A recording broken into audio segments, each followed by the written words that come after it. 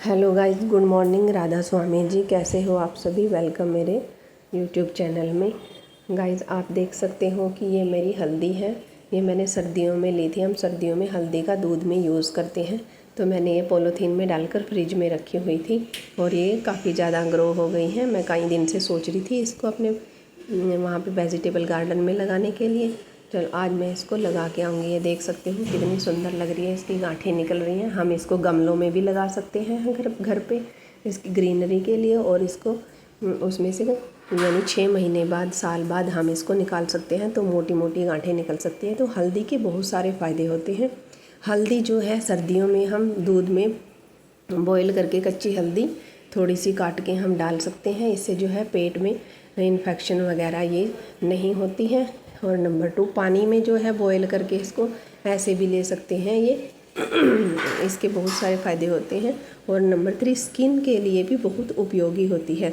हमारी स्किन पे जैसे पिंपल्स वगैरह, झाइयाँ, पिगमेंटेशन वगैरह हो जाती है, इससे भी जो हमें निजात दिलाती है। और इससे ये हम अपने पहले हमने एक ये मेड तैयार की है। ये मेड पर ही लगाई जाती है।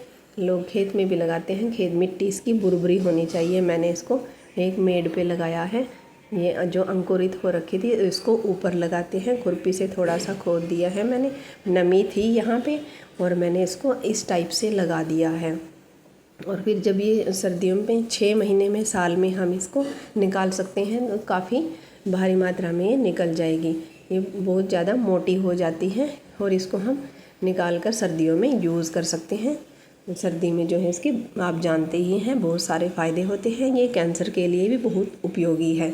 वैज्ञानिकों ने बताया है कि कैंसर में इसको हम ले सकते हैं, इसे कैंसर से निजात पा सकते हैं। इसको अगर हम डेली विंटर सीजन में लेंगे तो हमें जो है कैंसर नहीं होगा।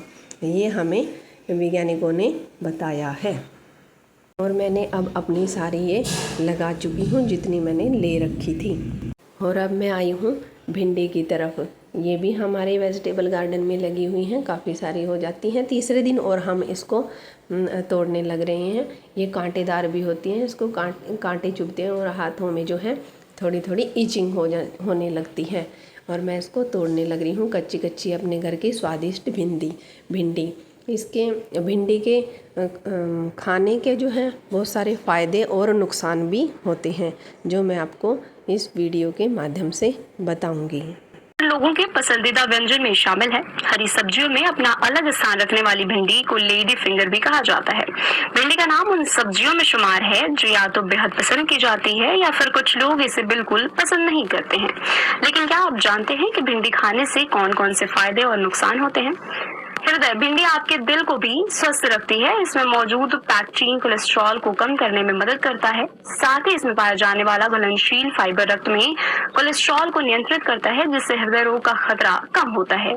कैंसर भिंडी को अपनी थाली में शामिल करके आप कैंसर को दूर भगा सकते हैं। खास तौर से कोलन कैंसर को दूर करने में भिंडी बहुत फायदेमंद है। यह आंतों में मौजूद विषैले तत्वों को बाहर निकालने में मदद करती है, जिससे आंतें स्वस्थ रहती है और बेहतर तरीके से कार्य करती है। डायबिटीज, इसमें पाया जाने वाला यूगेनॉल डायबिटीज के लिए बेहद फायदेमंद साबित होता है। यह शरीर में शर्करा के स्तर को बढ़ाने से रोकता है, जिससे डायबिटीज का खतरा कम हो जाता है। एनीमिया, भिंडी एनीमिया में भी काफी लाभदायक होती है। इसमें मौजूद आयरन हीमोग्लोबिन का निर्माण करने में सहायक होता है और विटामिन के रक्तस्राव को रोकने का कार्य करता है। पाचन तंत्र, भिंडी फाइबर से भरपूर सब्जी है। इसमें मौजूद लसा फाइबर पाचन तंत्र के लिए बेहद फायदेमंद होता है। इससे पेट फूलना, कब्ज, दर्द और गैस जैसी बीमारियां नहीं होती हैं।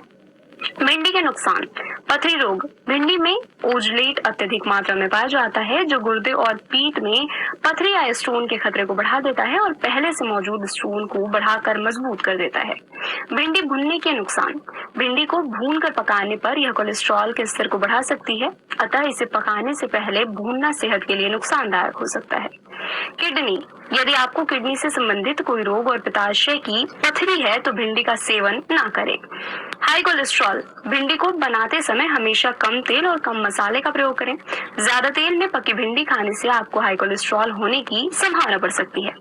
गैस, पेट फूलना, भिंडी में फाइबर बहुत अधिक मात्रा में होता है, अतः गैस, पेट फूलना आदि समस्या से आप ग्रसित हैं तो सीमित मात्रा में ही भिंडी खाएं। तो फ्रेंड्स, ये थे भिंडी खाने के फ़ायदे और नुकसान जो मैंने अपनी वीडियो के माध्यम से आपको बता दिए हैं। तो ये मेरे घर की भिंडी है। ज़्यादातर जो मार्केट की भिंडी होती है उसमें दवाइयाँ छिड़की हुई होती हैं, लेकिन वो हानिकारक होती हैं हमारे खाने के लिए।